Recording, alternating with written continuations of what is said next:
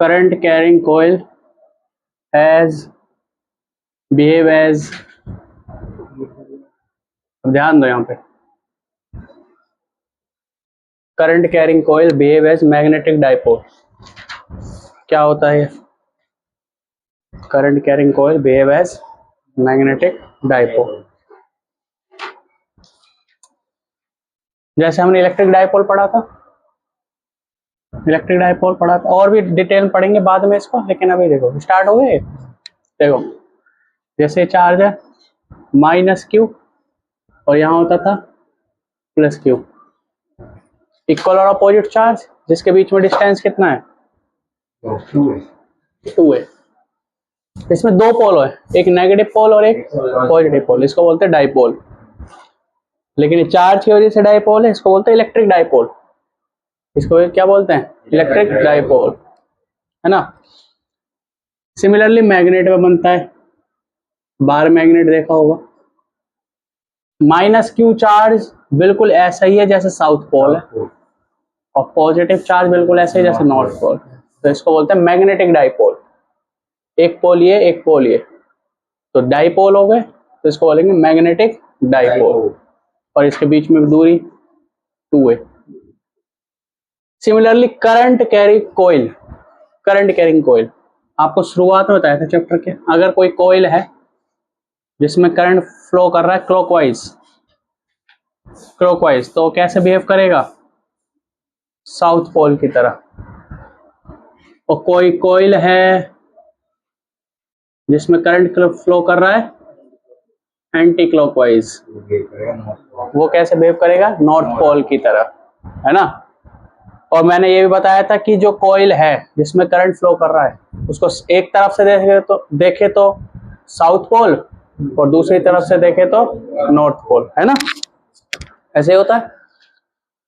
मैंने बनाया भी था किसी कॉपी में, है ना, देखा ना एक बार, लास्ट पेज पे बनाया था।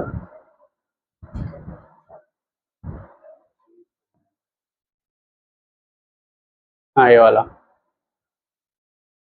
कि भाई ये कॉइल है, यहाँ एंटी क्लॉकवाइज है, यहाँ से दिखने पे एंटी क्लॉकवाइज है, एंटी क्लॉकवाइज है नॉर्थ पोल, और जब इसको यहाँ से देखें तो ये ऐसा दिख रहा है क्लॉकवाइज यानी साउथ पोल। तो क्या करंट कैरिंग कॉइल में भी साउथ पोल और नॉर्थ पोल एक साथ है? यहाँ नॉर्थ पोल हो गया, यहाँ साउथ पोल हो गया, तो ये भी क्या हो गया? Magnetic dipole. तो current carrying coil behave as magnetic dipole. तो अगर मैं इसको ऐसे दिखाऊं, थोड़ा ऐसे,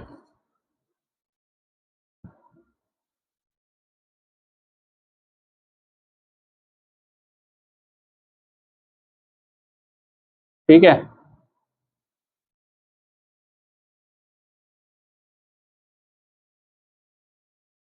ये वाला हिस्सा आगे की तरफ है, ये वाला हिस्सा पीछे की तरफ है। हाँ भाई, और करंट ऐसे जा रहा है, तो यहां से देखे हुए इसको कैसा दिखेगा? ये बोलो, यहाँ एंटी क्लॉकवाइज दिखेगा। अरे यहाँ से देखोगे तो एंटी क्लॉकवाइज दिखेगा, यानी ये वाला जो हिस्सा रहेगा यहाँ वाला, वो ऐसा रहेगा नॉर्थ पोल की तरह। नहीं तो ऐसे देखो, करंट ऐसे जा रहा है, हम जिस डायरेक्शन में है, करंट की डायरेक्शन में अपने हाथ को कर्ल करो, है ना। करंट ऐसे है, ऐसे, तो करंट की डायरेक्शन में अपने हाथ को, ऐसे है करंट, ऊपर से यूं जा रहा है। करंट कैसे जा रहा है? ऐसे जा रहा है ना।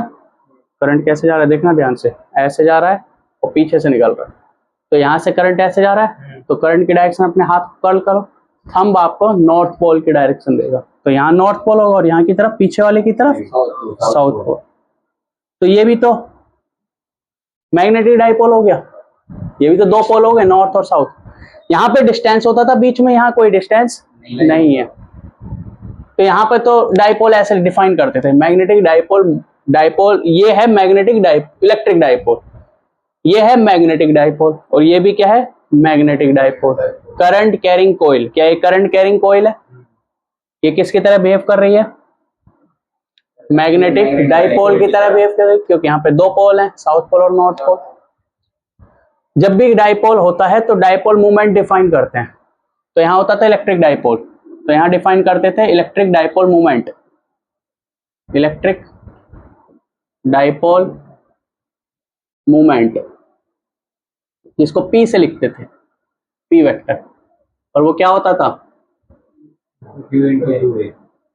बोलो, क्यू कोई सा भी चार्ज लो इंटू 2a, उनके बीच का डिस्टेंस,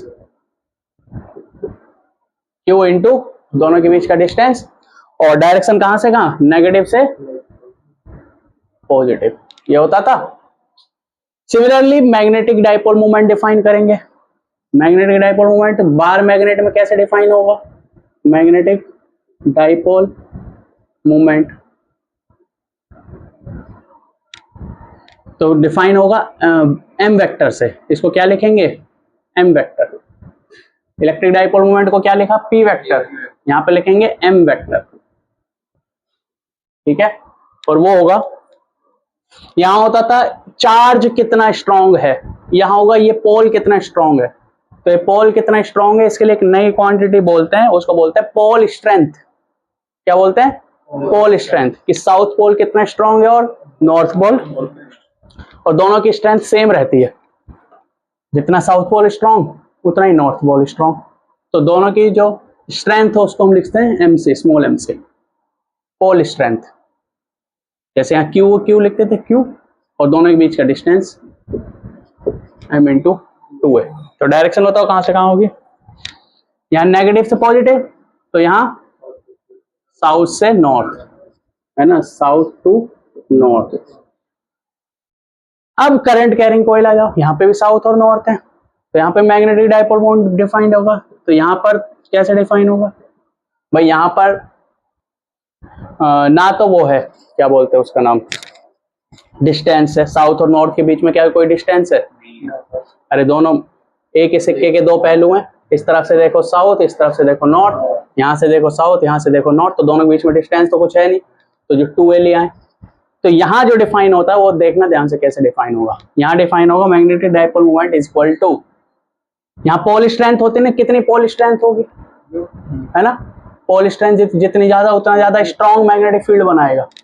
यहाँ पे कौन सी चीज है जो स्ट्रॉन्ग मैग्नेटिक फील्ड डिफाइन करेगी? कि ये करंट कैरिंग कोयल, ये मैग्नेटिक डाइपोल ज्यादा मैग्नेटिक फील्ड बनाएगा। वो कौन सी चीज है, कौन बताएगा? Electric current.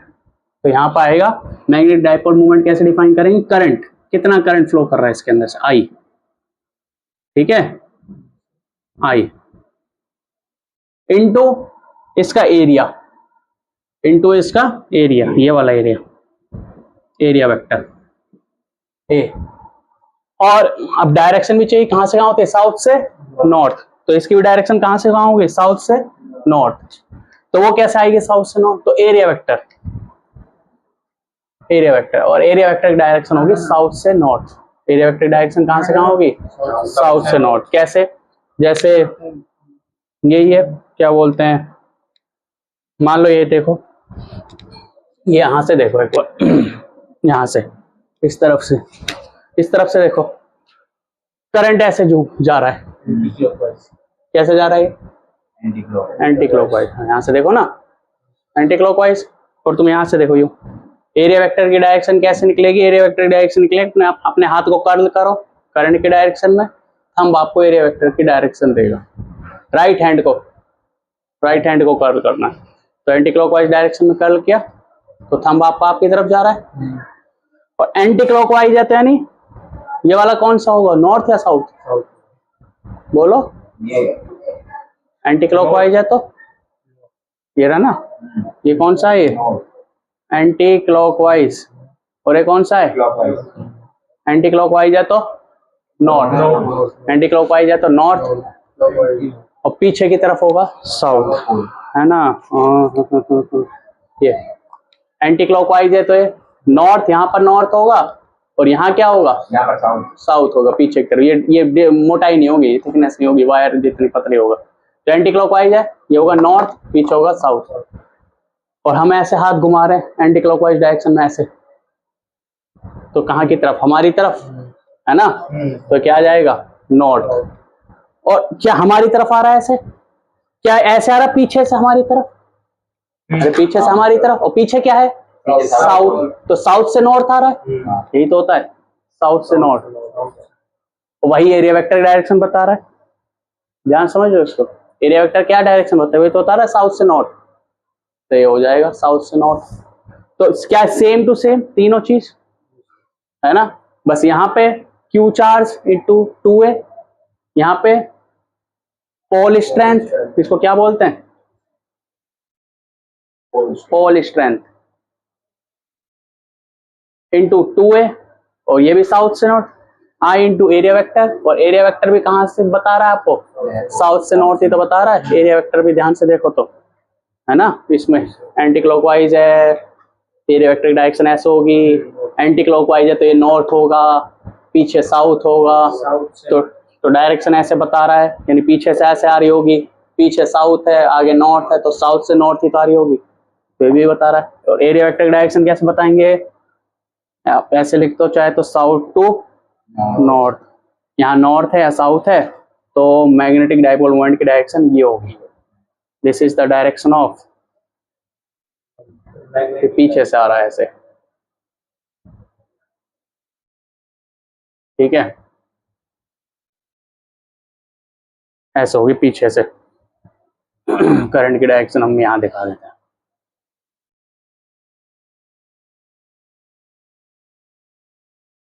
ठीक है। ये होगी मैग्नेटिक डाइपोल मोमेंट की डायरेक्शन, पीछे से आगे की तरफ, यानी साउथ से नॉर्थ की तरफ, ठीक है।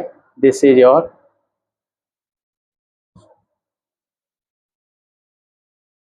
Magnetic dipole moment, M vector, ठीक है। ये होगा मैग्नेटिक डाइपोल मोमेंट। अगर एक कोयल ना होकर दो कोयल हो, तो मैग्नेटिक डाइपोल मोमेंट हो जाएगा 2Ia। 3 कोयल हो तो 3Ia, और n कोयल्स हो तो NIA। This is magnetic dipole moment, ठीक है। यहाँ पर n क्या है, ये वाला n, नॉर्थ पोल नहीं है। हाँ स्मॉल n बना दे, चलो स्मॉल n बना दो। हाँ तो n क्या है, स्मॉल n हम number of turns per unit length के लिए यूज करते हैं, ठीक है। तो n क्या है, नंबर ऑफ टर्न्स। I क्या है, आई करंट, कितना करंट फ्लो कर रहा है इसमें कॉइल में, लिख लो जल्दी से सारा।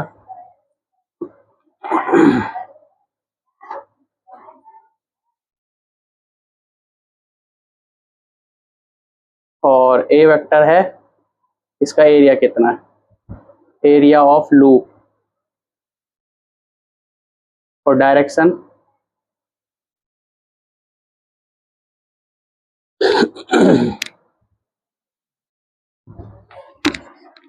ए वेक्टर की डायरेक्शन कैसे निकलेगी, एरिया वेक्टर में पहले बात थोड़ी पढ़ रहे हैं।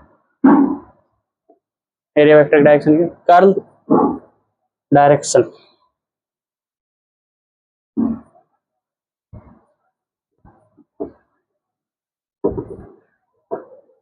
Curl your right hand fingers in the direction of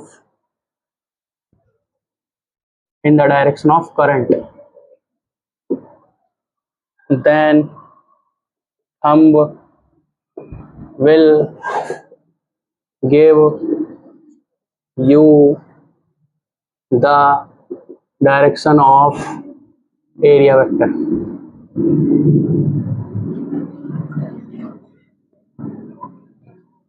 Then thumb will give you the direction of area vector.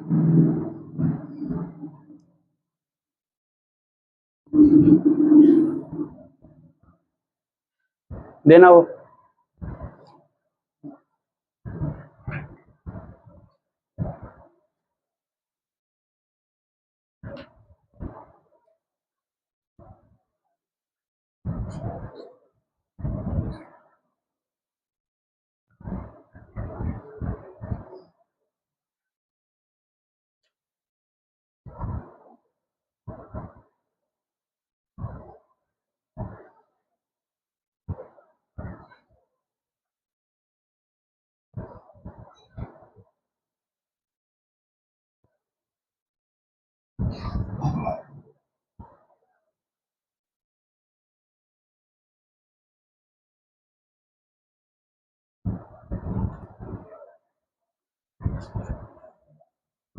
लिख लो जल्दी। एक पानी बोतल निकाल देना।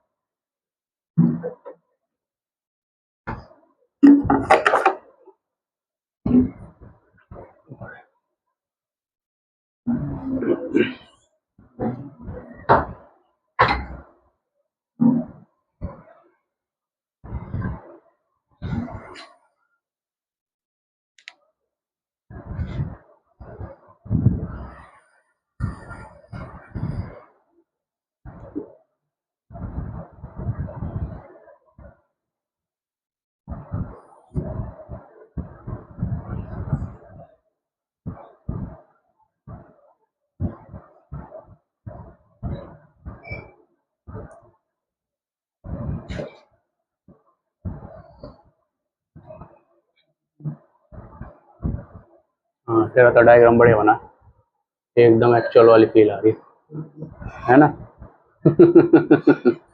आगे से एकदम वैसे साफ साफ पता लग रहा है इसमें। मैं भी थोड़ा ढंग का करता हूँ इसको।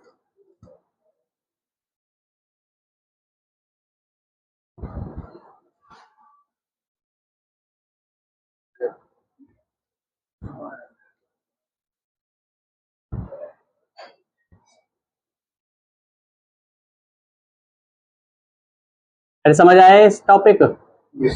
आसान सा टॉपिक है, थोड़ा सा पिछले वाले टॉपिक से मिला के पढ़ोगे तो ज्यादा अच्छे से समझ आएगा।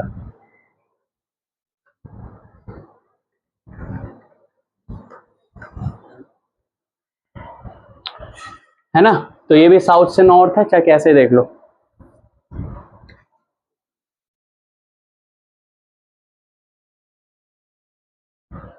ये आएगा। तो ये तो अभी शुरुआत है, अगले वाले चैप्टर में भी, उससे अगले वाले चैप्टर में भी, मतलब छठे चैप्टर तक ये एरिया वेक्टर यूज होने वाला है। ठीक है।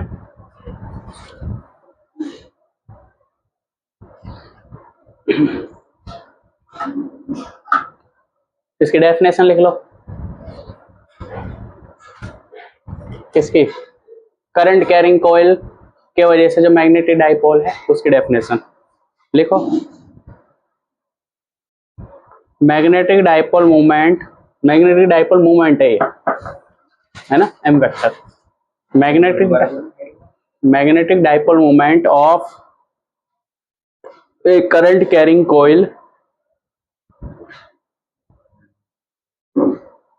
magnetic dipole moment of a current carrying coil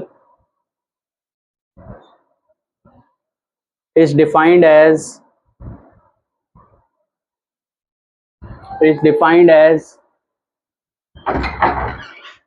the product of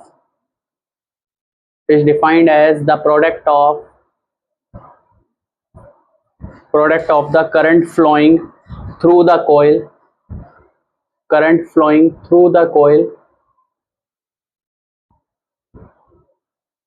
and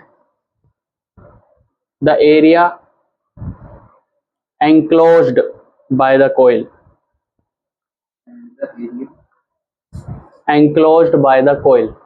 और यही लिखा है sir, current flowing through the coil, इसका प्रोडक्ट है current flowing through the coil, किसके साथ? Area enclose by the coil, coil के द्वारा कितना एरिया एंक्लोज्ड है, ये वाला कितना एरिया बंद है ये। ठीक है, तो ये हो जाएगा आपका मैग्नेटिक डाइपोल मूवमेंट। आज जो हम टॉपिक पढ़ेंगे, जो मैंने बोला टाइप 4, मतलब चैप्टर 4 फोर्थ टाइप, तो उसमें एक ये टॉपिक है मैग्नेटिक डाइपोल मूवमेंट, है ना। और इस मैग्नेटिक डाइपोल मूवमेंट के क्वेश्चंस, ये टॉपिक पढ़ेंगे। और एक पढ़ेंगे एक करंट कैरिंग कॉइल पे टॉर्क कितना लगेगा, टॉर्क कौन है? करंट कैरिंग कॉइल, है ना। और उसके 2 3 4 क्वेश्चन, ये टॉपिक आज हम पढ़ेंगे। तो 2 टॉपिक है अपना टाइप 4 में। कल हम पढ़ेंगे गैल्वेनोमीटर।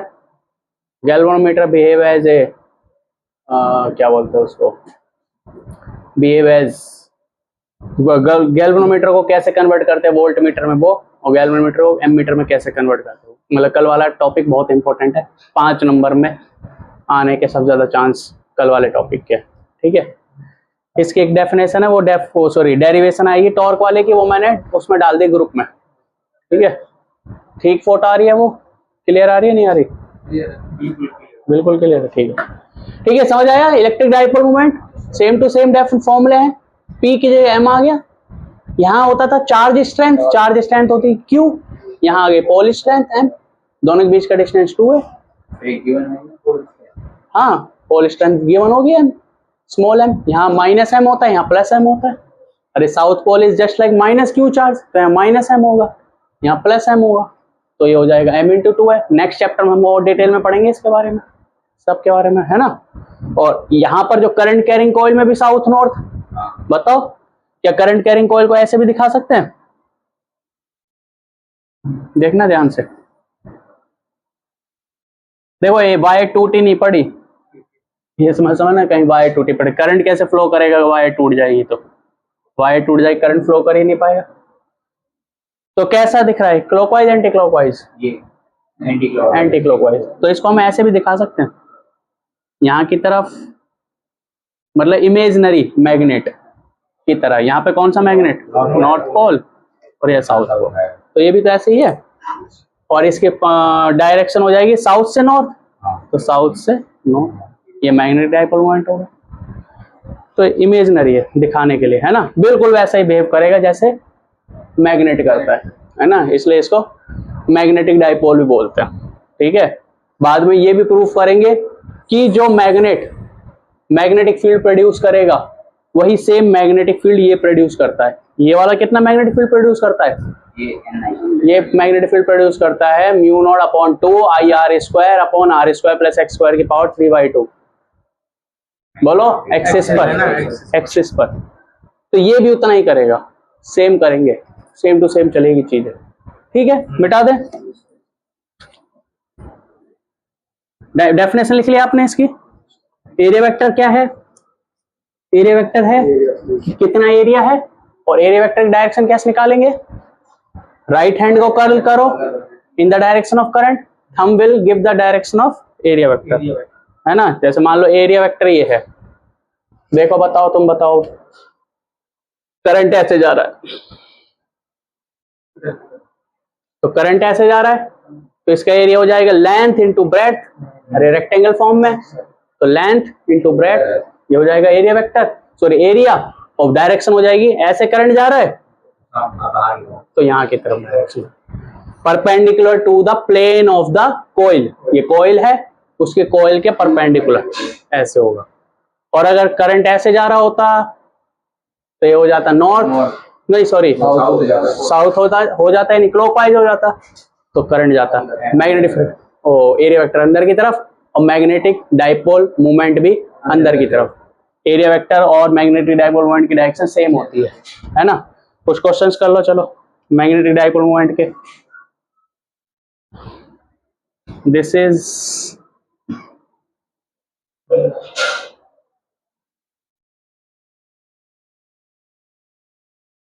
ठीक है, ये एक्स वाई प्लेन, बोलो ये कौन सा प्लेन है? X Y. ये कौन सा प्लेन है? Y Z. और ये है ना जेड एक्स, ऐसे समझ लो, ये हो गया और ये हो गया,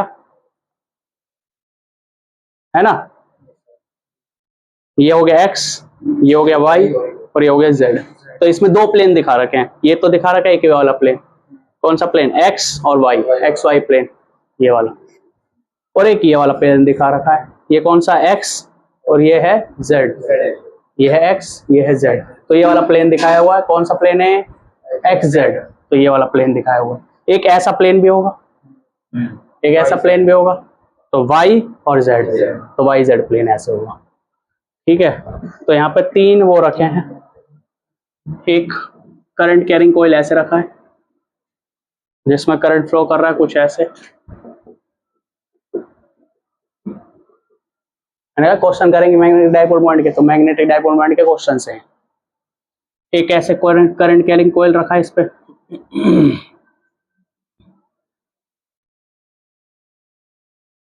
लग रहा है इस पे सेमी सर्कल है भाई, लग रहा है इस पे रखा है ऐसे, और एक ऐसे रखा है, ठीक है,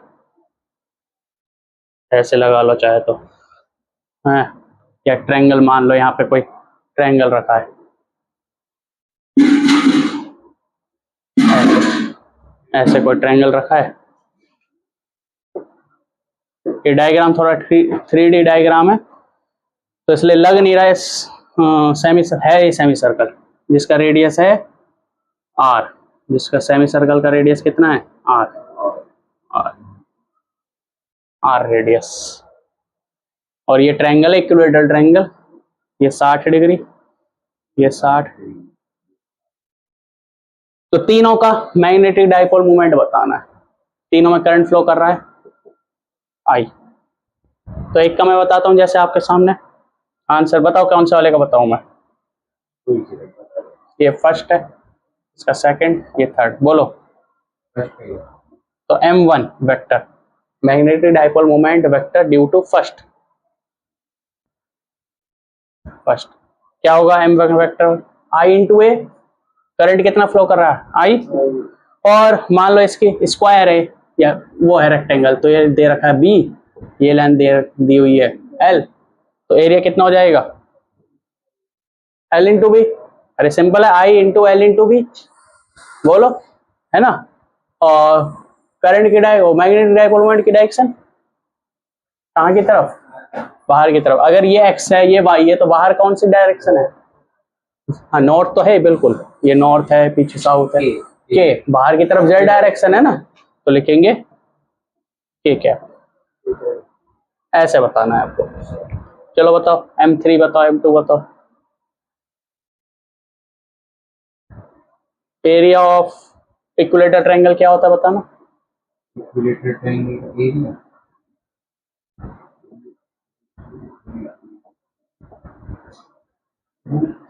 √3/4 या 2, √3/4 एरिया का स्क्वायर, साइड का स्क्वायर।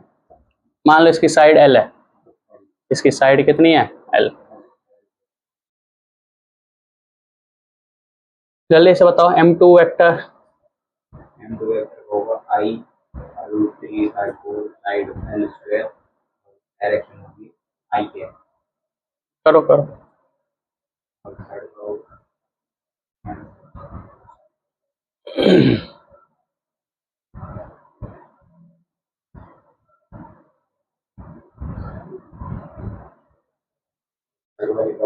I करो करो, कॉपी में लिख लो।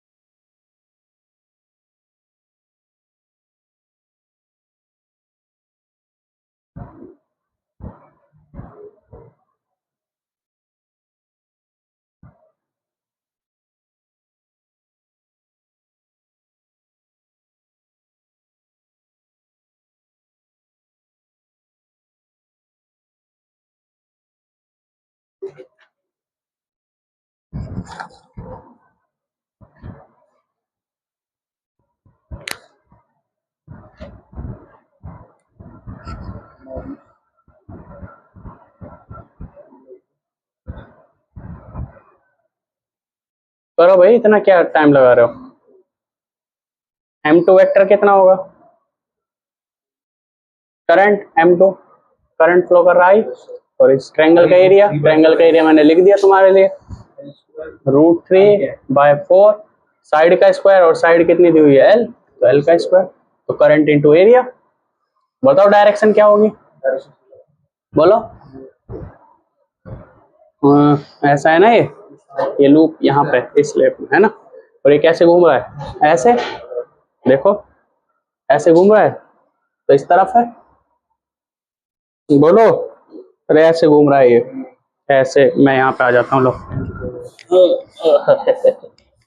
यहाँ देखो, ऐसे घूम रहा है, ऐसे, फिर ऐसे, फिर ऐसे, ऐसे घूम रहा है, तो ये हो जाएगा, है ना, ऐसे ऐसे ऐसे, ये ऊपर गया यहाँ वाला, फिर ऐसा आया, फिर ऐसा आया, तो ऐसे ही तो घूम रहा है, ऐसे। तो यहाँ की तरफ यानी एक्स डायरेक्शन की तरफ, यानी क्या हो जाएगा, आई क्या। और ये वाला बताओ,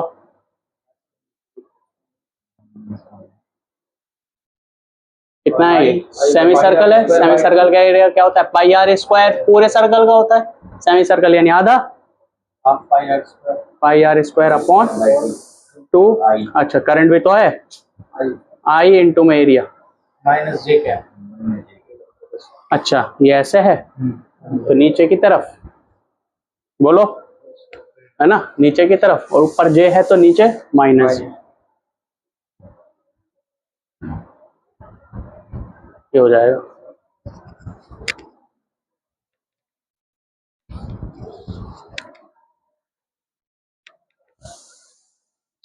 ठीक है, लिख लिया, मिटा दे। नेक्स्ट,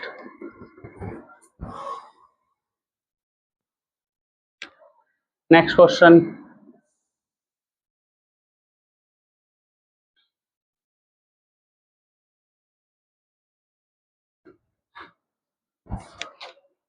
सेमी सर्कल ऊपर, नीचे सेमी सर्कल, ऊपर वाले का रेडियस है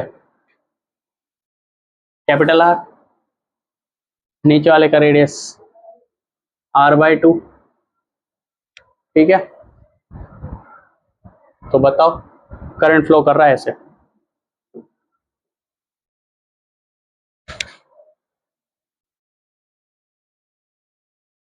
आई,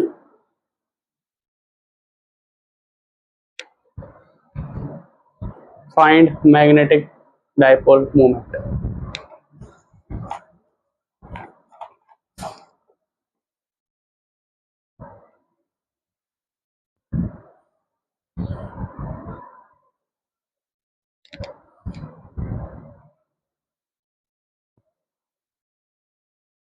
तो इसका ऐसे निकलेगा, मैं बता देता हूं तुम्हें, कर लेना प्रैक्टिस। ऊपर वाले का ऐसा, आप ये पूरा सेमी सर्कल मान लो ऐसे, तो आ जाएगा आई इंटू एरिया, बताओ, पाई r²/2, है ना, ऐसे। और डायरेक्शन बाहर की तरफ, है ना, मान लो ये x डायरेक्शन है, ये y डायरेक्शन है, तो बाहर वाली डायरेक्शन क्या होगी, z डायरेक्शन, तो k कैप लिख देंगे, है ना, ये हम अपने आप से मान लेंगे। आप दिखा सकते हो साइड में कहीं ऐसे लिख के, फिर वो अपने आप समझ जाएगा, अच्छा इसने x ये मानी है, y ये मानी है।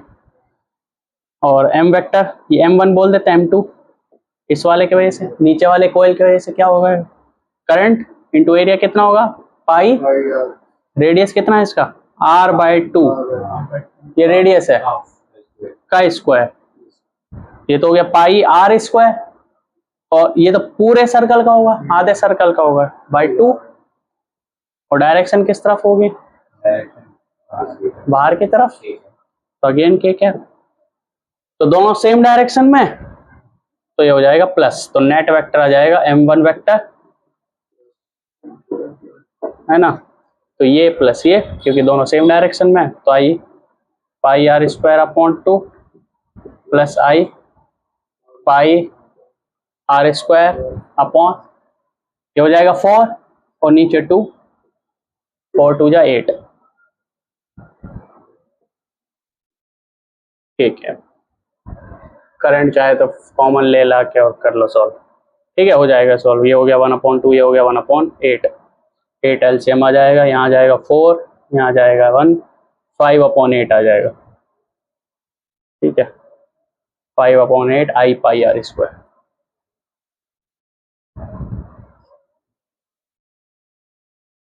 ठीक है, ऐसा होगा ये वाला क्वेश्चन। सर इसका माइनस के क्या कहाँ पे?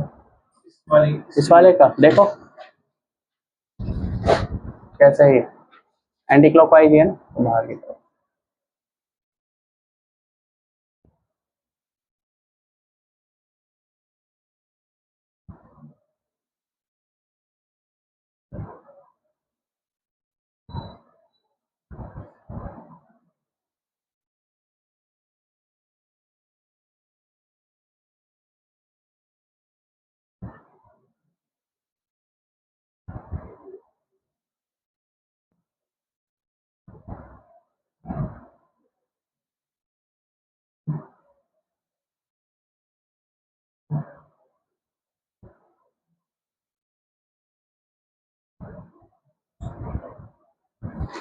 ठीक है,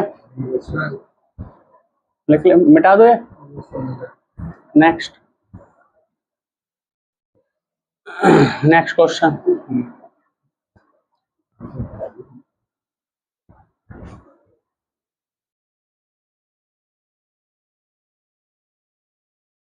ये है,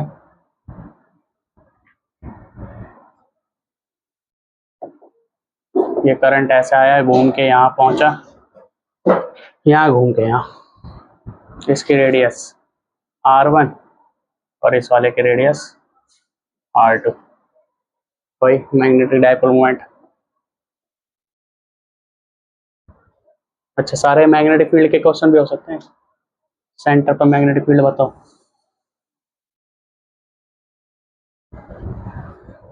करो।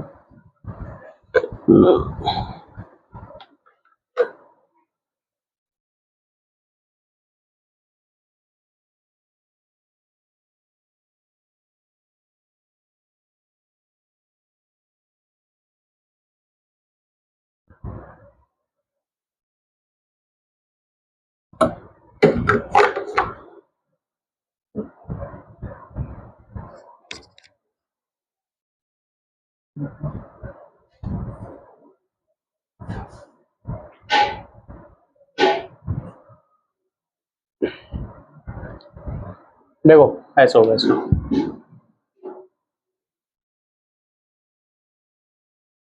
इस वाले बड़े वाले के वजह से मान लो m1 वेक्टर। ठीक है, किस तरफ होगा, अंदर की तरफ, तो होगा पाई r2² r2² अंदर की तरफ। तो फिर से मान लें ये x डायरेक्शन, ये y डायरेक्शन, तो बाहर की तरफ हो जाएगी z, अंदर की तरफ -z, तो हो जाएगा -k है। ठीक है, और m1 वेक्टर इस वाले को इसके वजह से 1 मान लो, तो ये हो जाएगा बाहर की तरफ, कितना हो जाएगा पाई r1²/2, सॉरी करंट भी तो आएगा I इंटू एरिया, तो I into area, same current है, अरे दोनों में सेम ही करंट है, वही तो घूम के यहाँ से वहां जा रहा है, और प्लस के कैप, तो बड़ा कौन सा होगा, करंट तो दोनों में सेम है, जिसका रेडियस बड़ा हो वो बड़ा होगा, है ना, तो रेडियस r2 बड़ा है, तो नेट मैग्नेटिक मोमेंट आएगा, जब भी अपोजिट डायरेक्शन में होते हैं तो बड़े वाले वेक्टर में से छोटा वाले को माइनस कर देते हैं, तो m1 वेक्टर माइनस, ये प्लस वेक्टर लगा रखा है ना, तो प्लस लगेगा, जब मैग्नीट्यूड लगाते हैं तो माइनस लगता है, प्लस का मतलब ये प्लस भी हो सकता है माइनस भी हो सकता है, कुछ भी हो सकता है वेक्टर में जब लगता है, तो हम तो प्लस कर रहे हैं।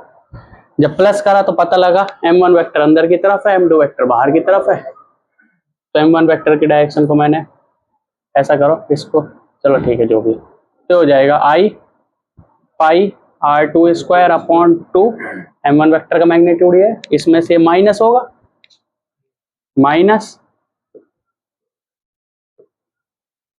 और जो डायरेक्शन आएगी वो किस तरफ आएगी, -k कैप, क्यों, क्योंकि ये डोमिनेट कर रहा है तो इसकी डायरेक्शन भी डोमिनेट करेगी, तो इसकी डायरेक्शन ठीक है। बड़े वाले वेक्टर की डायरेक्शन आती है, तो बड़ा वाले वेक्टर की डायरेक्शन है माइनस के, तो माइनस के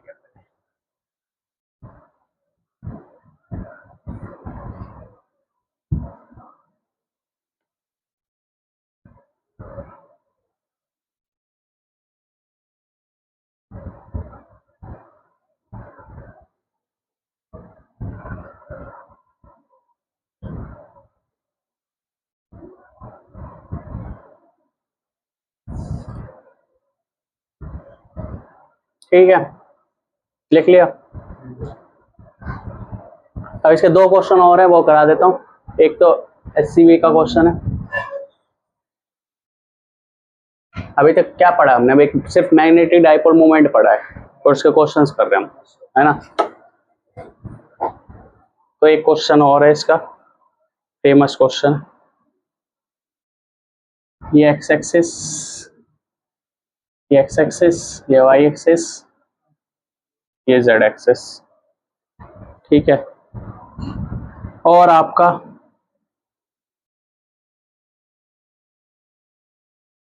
ये है, ऐसा लग रहा है गेट सा, खुला हुआ गेट,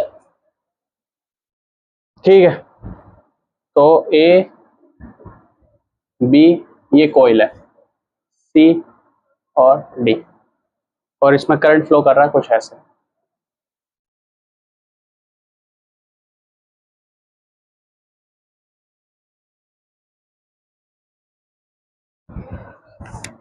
ठीक है, ऐसे मान लो ये है एक्स वाई प्लेन, और नीचे हो गया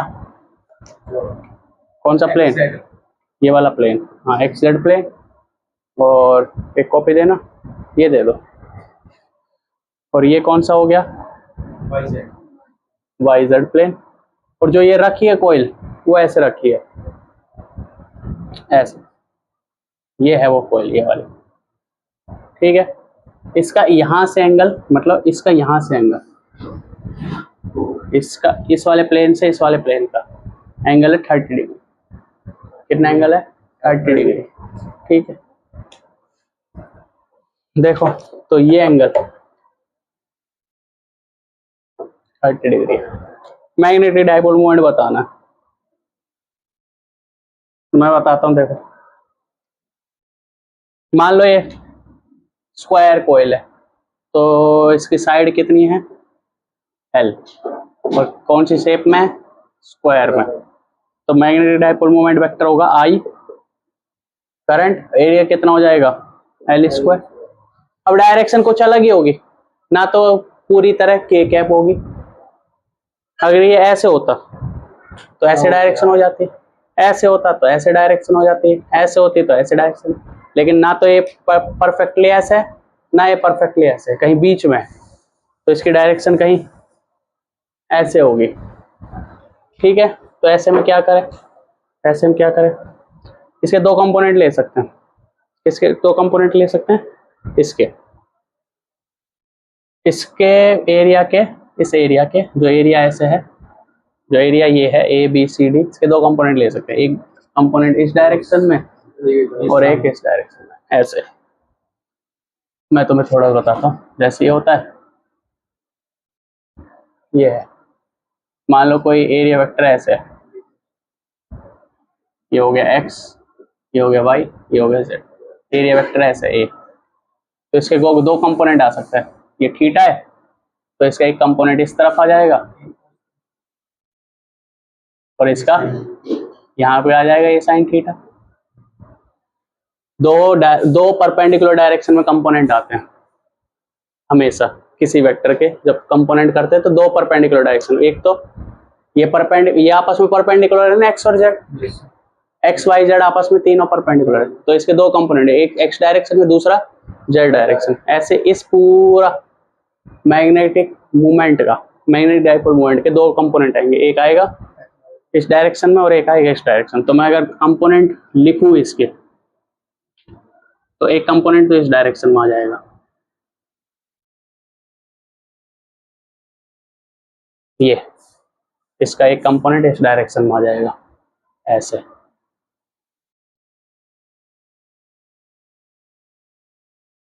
जिसको बोलेंगे ये पूरा एरिया ए है, करंट इसमें फ्लो कर रहा आई, तो करंट ऐसे फ्लो करेगा।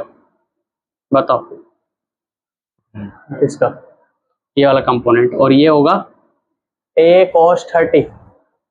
एरिया है ए, और एरिया का कंपोनेंट इस डायरेक्शन में कितना हो जाएगा, ए cos 30। जैसे ए वेक्टर का हो जाता है ए cos थीटा, तो इस एरिया का क्या हो जाएगा, ए cos 30। तो यहाँ पे एरिया हो जाएगा इसका, जो इसका एरिया है वो cos 30, ठीक है। और दूसरा कंपोनेंट क्या इस डायरेक्शन में आएगा, कौन से प्लेन में, इस वाले प्लेन में। अरे खुद ऐसे है ये, एक प्लेन, एक तो इस डायरेक्शन में आ गया और दूसरा इस डायरेक्शन में आ जाएगा, तो ये वाला बना है, तो दूसरा आ जाएगा इस डायरेक्शन में ऐसे। ये है y, ये है x, तो दूसरा आ जाएगा ऐसे। बोलो हैं, ऐसा आ जाएगा, ये है z। और कैसे करंट आएगा, करंट आ रहा है ओरिजिन की तरफ, तो ये ओरिजिन,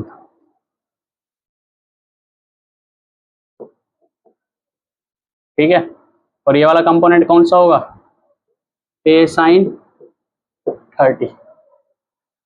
तो बताओ इस वाले की वजह से मैग्नेटिक डाइपोल मोमेंट कितना होगा, m1 वेक्टर बोल देते हैं इस वाले की वजह से। करंट कितना है आई, एरिया कितना है ए cos 30, और एरिया है कितना एक्चुअल में, एरिया है एल स्क्वायर, तो एल स्क्वायर cos 30, ए cos 30। और इसकी वजह से मैग्नेटिक डाइपोल मोमेंट किस तरफ बनेगा, अंदर की तरफ। अंदर की तरफ क्या नहीं, माइनस के कैप। अरे बता इस वाले की वजह से बताओ क्या बनेगा magnetic dipole moment, m2 vector. बोलो m2 वेक्टर कितना बनेगा, आई, एरिया बोलो, एरिया एल स्क्वायर साइन 30, और डायरेक्शन बताओ, है ऐसे है ना, यानी आई कैप माइनस। अब नेट डाइपोल क्या बन जाएगा, नेट बन जाएगा, इन दोनों को ऐड कर दो। अरे ए वेक्टर को हम ऐसे तो लिखते थे, ए वेक्टर को इसके कंपोनेंट्स के फॉर्म में क्या लिखते थे, A cos theta i cap plus S sine theta Z के कैप, ऐसे तो लिखेंगे। तो इसके नेट डाइपोल मोमेंट को इन दोनों के वेक्टर के फॉर्म में लिख देंगे, क्योंकि इसी ओरिजिनल को तो तोड़ के दोनों बनाए। तो जैसे 5 है, या तो 5 लिखो, या 5 को 5 की जगह 2 + 3 लिख दो, एक ही बात है। तो या तो ये पूरा लिखो तुम एक्चुअल में निकालो, या फिर इसके कंपोनेंट्स को प्लस करके लिख दो। तो इसका कंपोनेंट एक ये हो गया, एक ये हो गया, तो इनको प्लस करके लिखो, क्या हो जाएगा, आई एल स्क्वायर और cos 30 की वैल्यू √3/2 माइनस के कैप, ये मैंने वो लिख दिया, प्लस ये वाला आई एल स्क्वायर और साइन 30 की वैल्यू 1/2, और किस तरफ आई कैप। तो this is your magnetic dipole moment, ठीक है। इस तरह से ब्रेक हो गए।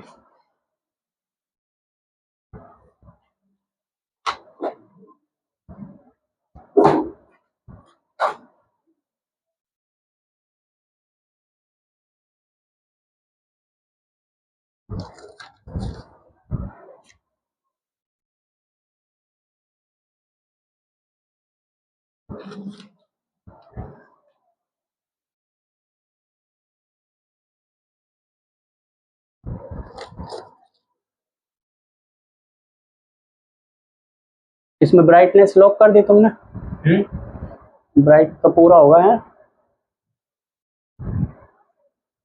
थोड़ा सा लो कर दो, नहीं नहीं हाई रहने दो। इसमें वो लगता है क्या बोलते हैं, लॉक लग जाता है ऊपर, देखो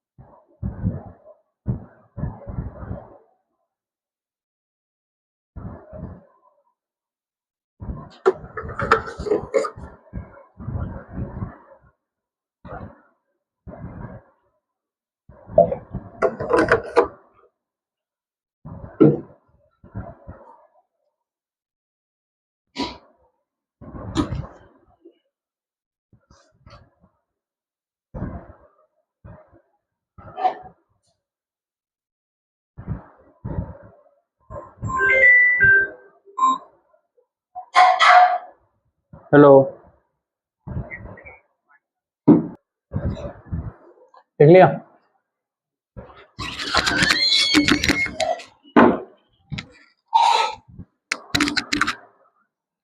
एक बोर्ड पॉइंट ऑफ व्यू से इंपॉर्टेंट क्वेश्चन है,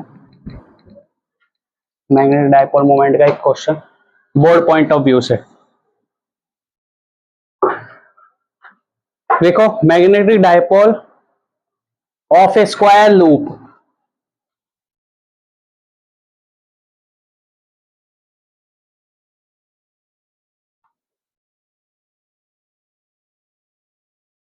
of a square loop is m vector।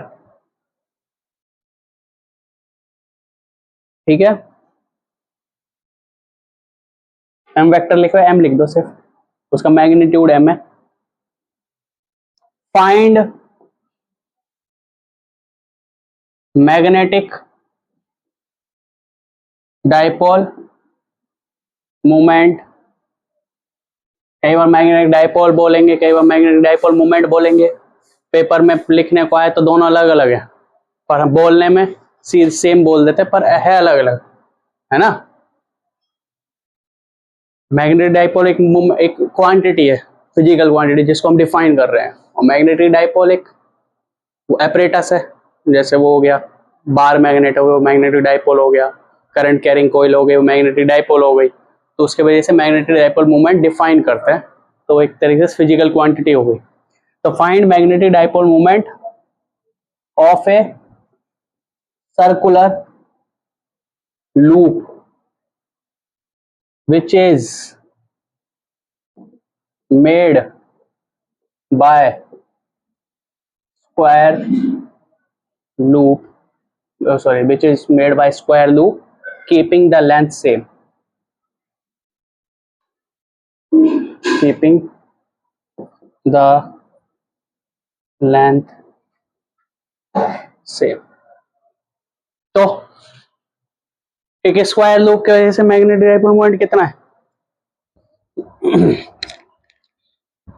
ये बोर्ड के हिसाब से बहुत इंपॉर्टेंट है ये क्वेश्चन, ये ट्राई करना तुम, कल बताऊंगा, ठीक है।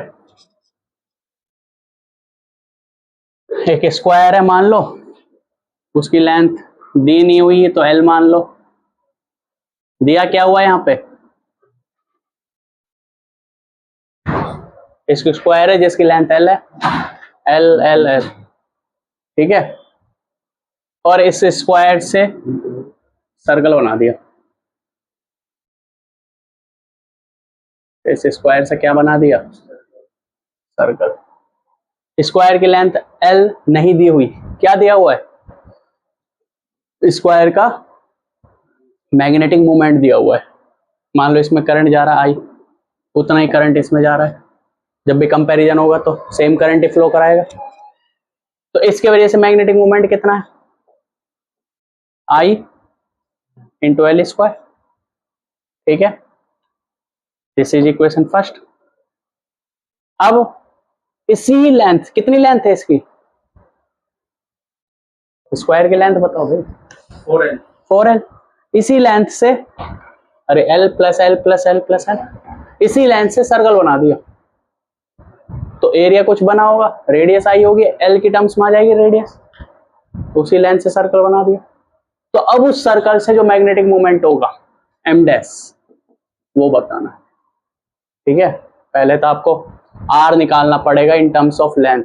क्यों? क्योंकि दोनों की लेंथ सेम है। इसकी लेंथ कितनी है? इसकी लेंथ 2 पाई आर। अरे सर्कल की सरकमफ्रेंस ही तो होती लेंथ, और इसकी लेंथ होती है 4l, तो 2 पाई आर बराबर 4l। तो यहाँ से आर मिल जाएगा, तो वहां से होगा। ठीक है, कल बताऊंगा मैं आंसर, लिख लो इसको।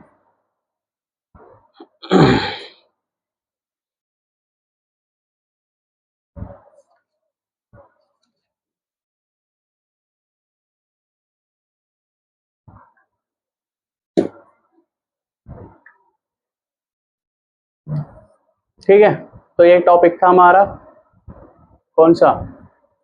मैग्नेटिक डाइपोल मोमेंट, जिसका मैग्नेटिक डाइपोल मोमेंट की वैल्यू होती है करंट कितना फ्लो कर रहा है लूप में से, और उस लूप का एरिया, और डायरेक्शन ऑफ लूप आएगा एरिया वेक्टर से, और एरिया वेक्टर डायरेक्शन निकलती है curl your fingers of your right hand in the direction of current, then thumb will give you the direction of area vector, and the direction of area vector is same as the direction of magnetic dipole moment. Magnetic dipole moment की direction वही होगी जो area vector की direction होगी। ठीक है, तो very important. अब आ जाते हैं इस मैग्नेटिक डाइपोल मोमेंट की वजह से, मिटा दो ये, इस मैग्नेटिक डाइपोल मोमेंट की वजह से वो टॉर्क। अच्छा ये बताओ, मान लो यहाँ पे क्वेश्चन एक पूछता हूँ, मान लो यहाँ पे मैग्नेटिक फील्ड है, यूनिफॉर्म मैग्नेटिक फील्ड, उसमें हमने एक रेक्टेंगुलर कॉइल रख दी ऐसे, क्या करंट फ्लो होगा? करंट फ्लो कर रहा है इसमें,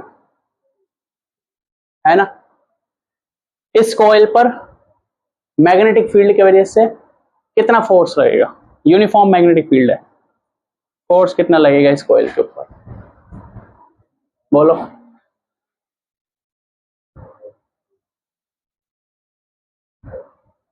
एक करंट कैरिंग वायर पे जो फोर्स निकालते थे मैग्नेटिक फील्ड की वजह से, वो कैसे निकालते थे? बोलो, याद करो। I L effective cross B, external magnetic field B, L effective कितना है? 0, तो फोर्स 0। एल इफेक्टिव का मतलब होता है कि जैसे मान लो ए कॉइल है, ए बी सी डी, तो ए से स्टार्ट कराओ, लेंथ कैसे घूम फिर के वहीं वापस आ गई, पूरी कॉइल है, तो एल इफेक्टिव बोलते हैं। एल इफेक्टिव बोलते हैं कहाँ से स्टार्ट कराओ फाइनली कहाँ पहुंचा। मान लो यहाँ तक होती कॉइल, तो लेंथ ये हो जाती है एल इफेक्टिव, लेकिन ये एल इफेक्टिव कैसी है? पूरी घूम के वापस आ गई, तो एल इफेक्टिव कितना हो गया? 0। तो इसलिए फोर्स भी क्या होगा? 0। फोर्स तो 0, कोई दिक्कत नहीं है, नेट फोर्स 0 बिल्कुल। एक्चुअल में तुम देखो यहाँ पे लग रहा है इस तरफ फोर्स, यहाँ लग, है ना? एक मिनट, आई एल क्रॉस, है ना? यहाँ नहीं सॉरी, एल क्रॉस भी ऐसे फोर्स लग रहा है, यहाँ पे लगेगा यहाँ की तरफ, यहाँ पे लगेगा नीचे की तरफ, यहाँ लगेगा ऊपर। तो ये वाला फोर्स ये वाला कैंसिल कर, ये वाला फोर्स ये कैंसिल कर देगा, तो नेट फोर्स 0 हो जाएगा। पर करंट कैरिंग कॉइल पे टॉर्क भी लग सकता है। क्या लग सकता है? टॉर्क। लेकिन इस वाले क्वेश्चन में टॉर्क भी 0 है, वो मैं बात बताऊंगा कैसे। तो नेट फोर्स 0, तो इसका मतलब ये नहीं है टॉर्क भी 0 हो, है ना? जैसे ये है, इस पे फोर्स लगा रहे हैं ऐसे, मान लो इसको हटा दो, ऐसे फोर्स लगा रहे हैं, तो नेट फोर्स क्या है?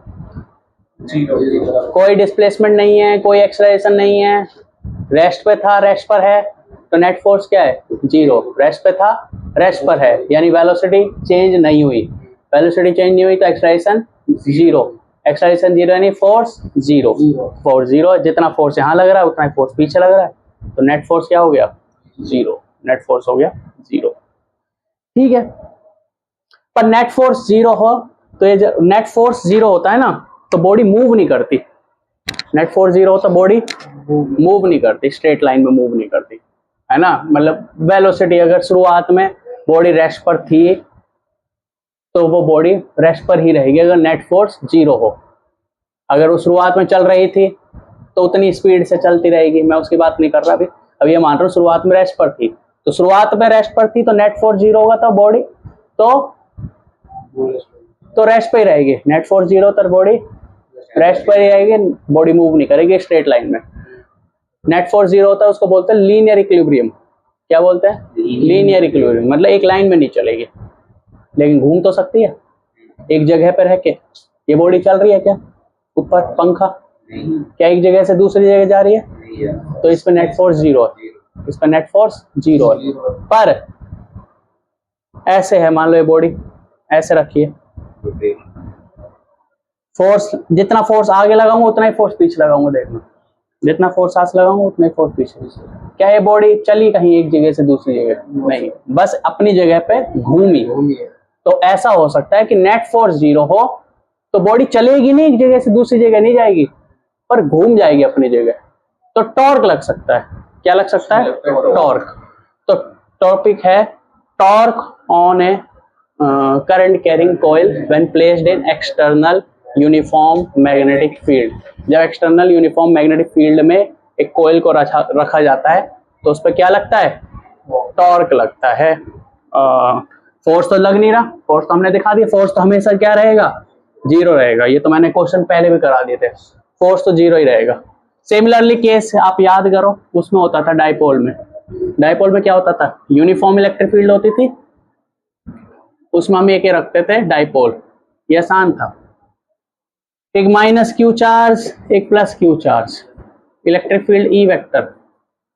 तो जितना पॉजिटिव पर फोर्स लगता था, कितना लगता था? क्यू ई, उतना ही यहाँ पे लगता था क्यू ई। तो नेट फोर्स तो 0 होता था, पर एक फोर्स ऐसे लग रहा है, एक फोर्स ऐसे लग रहा है, तो ये घूम जाएगा। डाइपोल मूवमेंट होता था ऐसे, नेगेटिव से पॉजिटिव। डाइपोल मूवमेंट और इलेक्ट्रिक फील्ड के बीच का एंगल थीटा।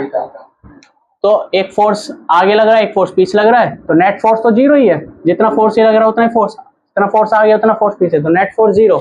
2 न्यूटन आगे 2 न्यूटन पीछे, तो नेट फोर्स 0। पर ये कपल फोर्स बना रहा है तो ये घूम जाएगा, ये घूम जाएगा, ये घूम जाएगा, यानी क्या बनेगा? टॉर्क बनेगा। सिमिलरली यहाँ पर है, ये कॉइल है, एक्सटर्नल मैग्नेटिक फील्ड में रखी है, तो इस पे नेट फोर्स तो 0 होगा, पर क्या लगेगा? Torque.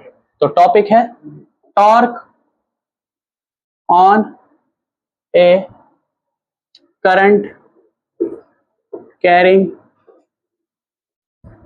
Coil. Torque on a current carrying coil, rectangular coil ले रहे हैं हम, rectangular coil when placed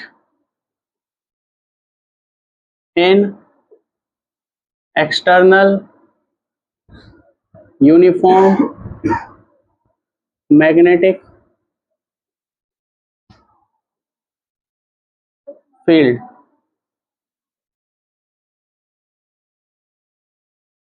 When placed in external uniform magnetic field, थोड़ा कठिन सी वो है इसकी डेरिवेशन, है ना।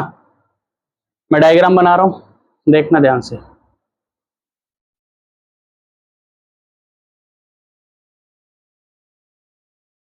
ऐसे कुछ कोयल रखी है, तो ये डायग्राम बना देते हैं। हाँ,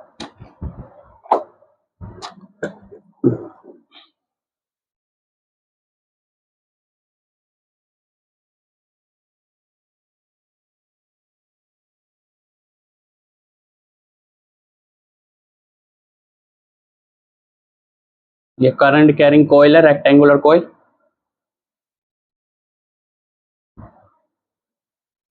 इसका नाम है पी क्यू आर एस। कोयल में करंट जा रहा है ऐसे पीछे से, ऐसे नीचे, फिर ऐसे, तो करंट कैरिंग कोयल है और यूनिफॉर्म मैग्नेटिक फील्ड में रखी है ऐसे, ठीक है। ये मैग्नेटिक फील्ड है।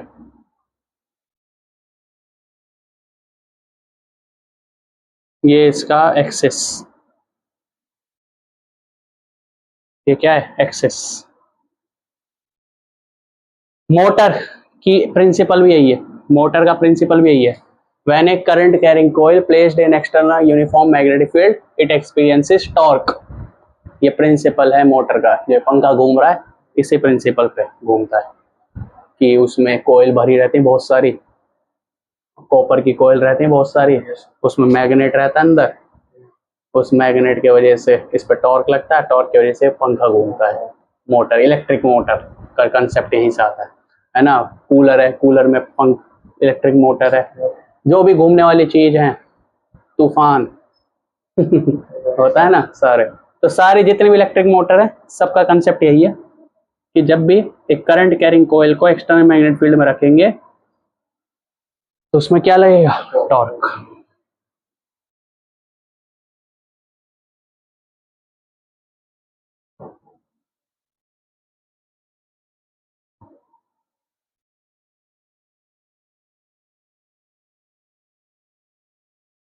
ठीक है,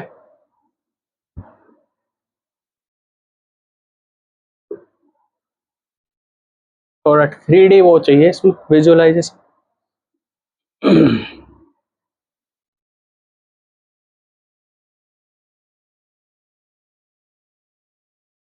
बनाते जाओ साथ के साथ।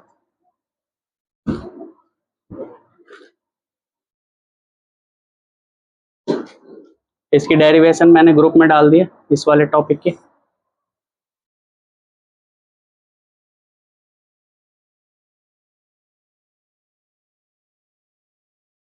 और इस टॉपिक को आज ही जाते कर लेना शाम तक, क्योंकि फिर समझ नहीं आएगा, ये भूल जाओगे कल तक।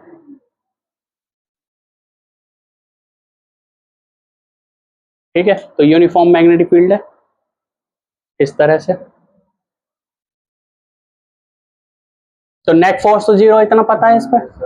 अरे डीएल एल इफेक्टिव जीरो, फिर भी हम नेट फोर्स एक बार प्रूफ करते हैं, मतलब इसमें डेरिवेशन में सब लिखना पड़ेगा ना। तो मान लो इस वाली कॉइल पे कितना फोर्स लगेगा, फोर्स ऑन पी क्यू,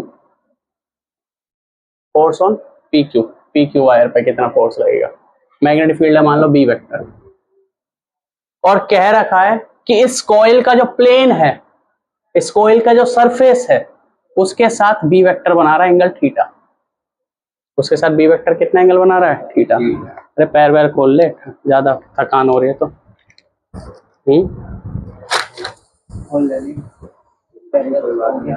देखो देखो ऐसे है ये वाला डायग्राम कुछ ऐसे, ऐसे ऐसे ना हो के ऐसे।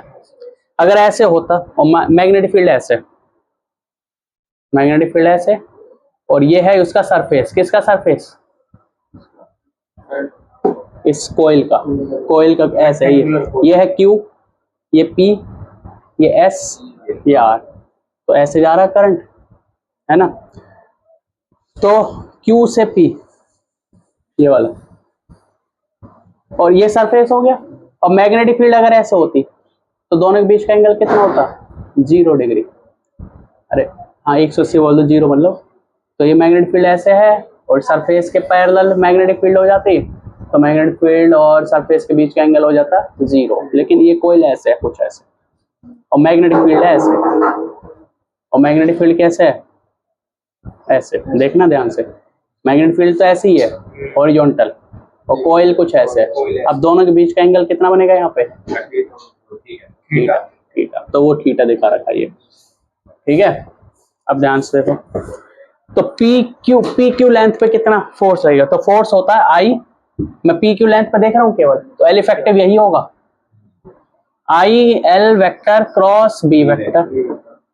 तुम ध्यान से देखो तो अगर आई एल वेक्टर क्या है, यहां से यहां तक है ना, इस लेंथ को हमने बोला है बी, रेक्टेंगल है ना, तो लेंथ इनटू ब्रेड्थ, और इसको बोला है हमने एल, इसको हमने क्या बोला है, एल, इसको एल बोला है, इसको बी बोला है।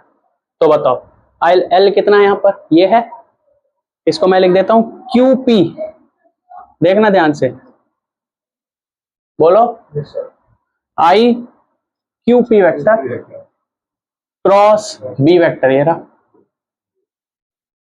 ठीक है, तो देखो जल्दी से ध्यान से, आई क्यूपी तो है, क्यूपी वेक्टर है क्या, बी है, क्यूपी की लेंथ बी है ना, और बी और sine angle between QP vector और बी वेक्टर। तुम बताओ जल्दी से ध्यान से देख के, क्यूपी वेक्टर और बी वेक्टर के बीच का एंगल कितना होगा। ये ऐसे है, बी वेक्टर तो ऐसे है, ऐसे, ये एंगल है थीटा, ये एंगल क्या है, थीटा। क्यूपी कहाँ है, क्यूपी कहाँ है, क्यूपी है ऐसे, क्यूपी है ऐसे ऐसे, है ना, क्यूपी कितना है, अरे यही तो है, क्यू से पी, क्यूपी वेक्टर ऐसे है ऐसे, और ये है बी वेक्टर ऐसे, तो ये होगा एंगल, है ना। अरे क्यूपी वेक्टर ऐसे ऐसे, करंट की डायरेक्शन में होता है क्यूपी वेक्टर, और ये है बी वेक्टर, तो ये वाला एंगल होगा, कितना हो जाएगा 180 माइनस, ये सब लिखा हुआ डेरिवेशन में, इसकी फोटो खींच लेना, है ना, वो डाल देना ग्रुप में, और जाते ही रात तक पढ़ लेना इसको, नहीं तो पूरा भूल जाओगे कहाँ से 180 माइनस थीटा आया, कहाँ से आया सब कुछ। तो आ जाएगा आई वी बी, और साइन 180 माइनस थीटा होता है साइन थीटा, ठीक है। सिमिलरली हम निकालेंगे नीचे वाली फोर्स, ठीक है, तो ये हो जाएगा force on S R vector, S R length कितना हो जाएगा, I L cross B, L कितना है यहाँ पे, एस से आर, अरे जो लेंथ होती है वो होती है in the direction of current, current element बोलते हैं उसको, S R vector. S R vector क्यों लिखा, आर एस वेक्टर क्यों नहीं लिखा, करंट एस से आर है, S R vector cross B vector, ठीक है। अच्छा, तो आई एस आर वेक्टर की लेंथ कितनी है, बोलो ये लेंथ कितनी है, बी, अरे ऊपर वाली जो लेंथ है वही, और इनटू में बी साइन, अब दोनों के बीच का एंगल देखना है, हाँ वो थीटा, देखो ऐसे, ये है ना, ये एस से आर ऐसे था, ये थी मैग्नेटिक फील्ड की डायरेक्शन, और ये इसके कैप की तरफ ऐसे, तो ऐसे, तब तो जीरो होता, लेकिन ये ऐसे है, तो ये हो जाएगा, ये है किसकी डायरेक्शन, मैग्नेटिक फील्ड की, और ये है, अब यहाँ नीचे है ना एस आर, तो ये हो गया एस, ये हो गया आर, तो ऐसे, तो ये होगा ये वाला एंगल, ये वाला है थीटा, छोटा एंगल होगा ना, अरे ऐसे ये मैग्नेटिक फील्ड और ये एस से आर, तो ये वाला एंगल है ना, और ये एंगल होगा थीटा, तो कितना आ जाएगा, सीधा सीधा साइन थीटा। चलो अब तुम मुझे बताओ, हाँ बोलो सर, इसमें ये बड़ा वाला एंगल क्यों नहीं है? यहाँ पे देखो ना, ये समझो इसको, ये है कैसे है, ये है Q, ये है P, ठीक है, और ये है मैग्नेटिक फील्ड, ये होगा एंगल। यहाँ तो जो डायरेक्शन थी करंट की वो देखो कहां से कहां है, Q से P ऐसे, तो L वेक्टर ऐसे होगा, तुम ध्यान से ऐसे, L वेक्टर ये और B वेक्टर ये, तो दोनों के बीच का एंगल ये बनेगा, लेकिन नीचे वाले में ऐसे है, फिर से अब L वेक्टर की डायरेक्शन ऐसे है, ऐसे, और B वेक्टर तो है ऐसे, तो इन दोनों के बीच में ये छोटा वाला एंगल बनेगा, ये छोटा वाला एंगल है ना, तो ये थीटा ही आएगा, 180 माइनस थीटा नहीं आएगा, इसका क्या आएगा, थीटा आएगा, ना कि 180 माइनस थीटा, क्या आएगा, थीटा आएगा, ना कि 180 माइनस थीटा। अब मुझे इस वाले की डायरेक्शन बताओ और इस वाले की डायरेक्शन बताओ, फोर्स की डायरेक्शन देख के,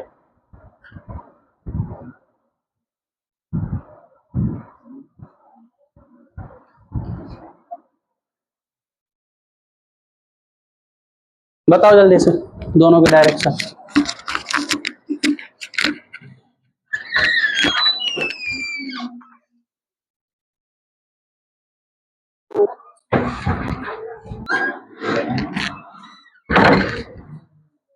दो ही चीज पढ़ी है आज हमने, बस कुछ क्वेश्चंस करें मैग्नेटिक डाइपोल मोमेंट के, केवल मैग्नेटिक डाइपोल मोमेंट पढ़ा है, और ये टॉपिक पढ़ना दूसरा, ठीक है, तो ऐसा नहीं है कि बहुत ज्यादा पढ़ लिया। तो बताओ जल्दी से डायरेक्शन बताओ, अरे इस वाले फोर्स की और इस वाले फोर्स की। डायरेक्ट अरे एल क्रॉस बी बताओ, एल किस तरफ है, इस तरफ ऐसे, और मैग्नेटिक फील्ड ऐसे ऐसे है ना थोड़ा सा, एल ऐसे, मैग्नेटिक फील्ड ऐसे है भाई, ये बताओ, एल ऐसे है, ऐसे तो है, और मैग्नेटिक फील्ड ऐसे, तो L cross B, right hand use करो, एल क्रॉस बी ऊपर की तरफ, तो ये वाला फोर्स होगा ऊपर की तरफ, ठीक है, ऊपर की तरफ force on P Q wire, और ये वाला होगा नीचे की तरफ force on S are wire.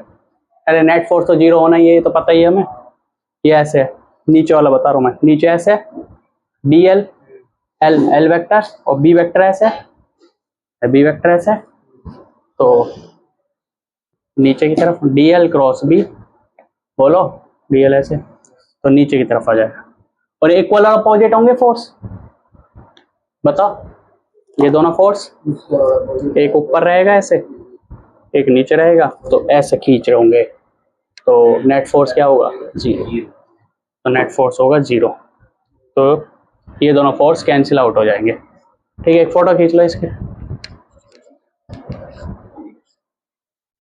Net force zero,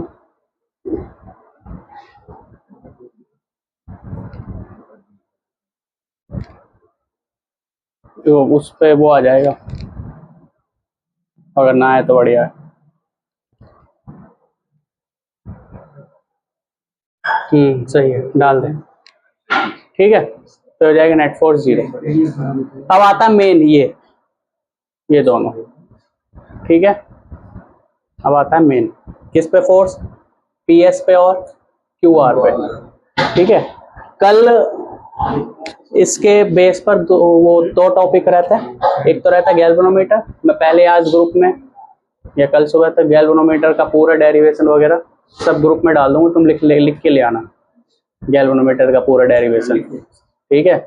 ये तो आज लिख लेना घर जाके, और जो मैं गैल्वेनोमीटर का डेरिवेशन डालूंगा सुबह तक डाल दूंगा, तो लिखाना, तो कल गैल्वेनोमीटर खत्म करेंगे और वोल्ट मीटर, और परसों छुट्टी रहेगी, हाँ परसों सैटरडे है ना, परसों छुट्टी रहेगी, मतलब कल हम चैप्टर खत्म करने की कोशिश करेंगे, ठीक है,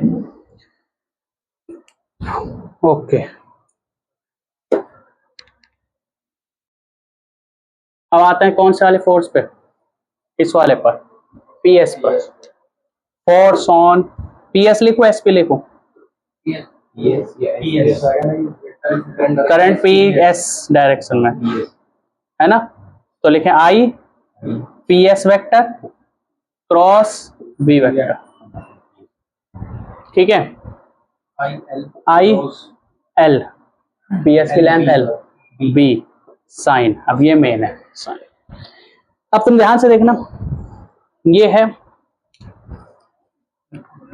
तुम इस पूरे को क्या बोलते हैं उसका नाम, हाँ सही बता रहे हो तुम एकदम, है ना, इसको भूल जाओ, सरफेस को ऐस मानो कि सिर्फ करंट कोइल है, फ्रेम की तरह, फ्रेम देखते हो, फ्रेम होता है उसमें बीच में होता है, मतलब फ्रेम है चारों तरफ का, उसमें ये करंट कहाँ से कहाँ है, पी से एस नीचे की तरफ है, उसको मैं सीधा ऐसे दिखा दूं, लो, अरे इसको कैसे घुमा लो तुम, इसको कैसे घुमा लो, ऐसे ऐसे ऐसे ऐसे, मतलब कैसे घुमाओ, क्या पी से एस तो नीचे ही रहेगा, वो तो ऐसा ही रहेगा, पी से एस यही तो रहेगा, पी से एस।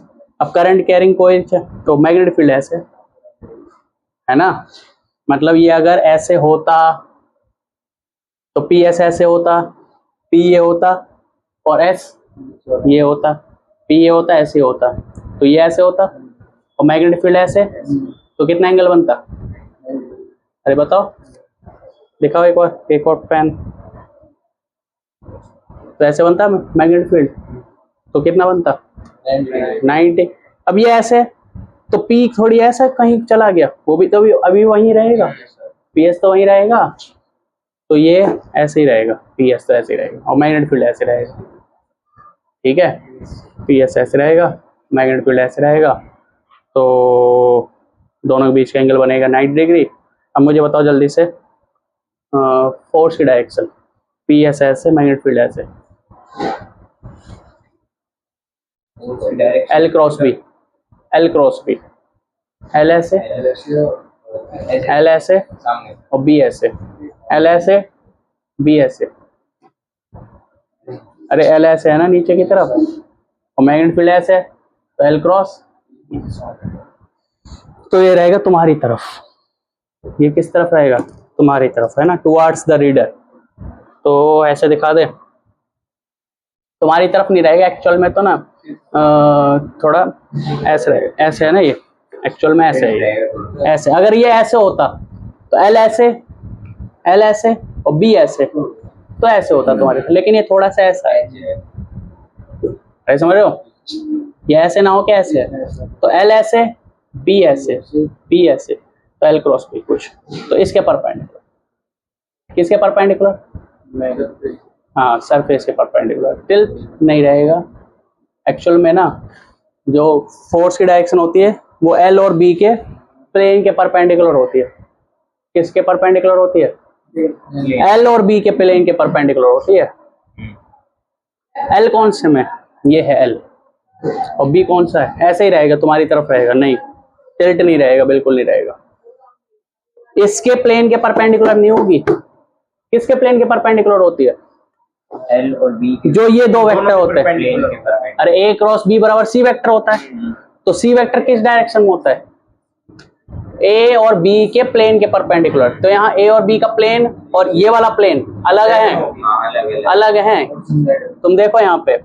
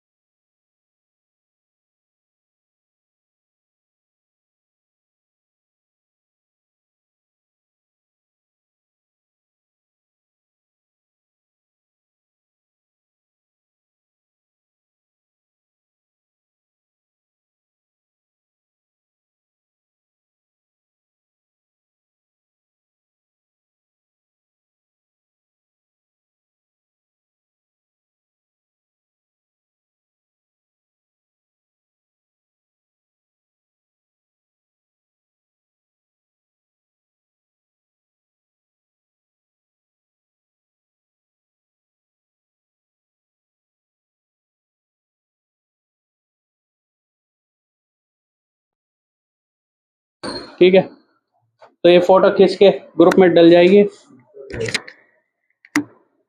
वहां से लिख लेना चाहे तो।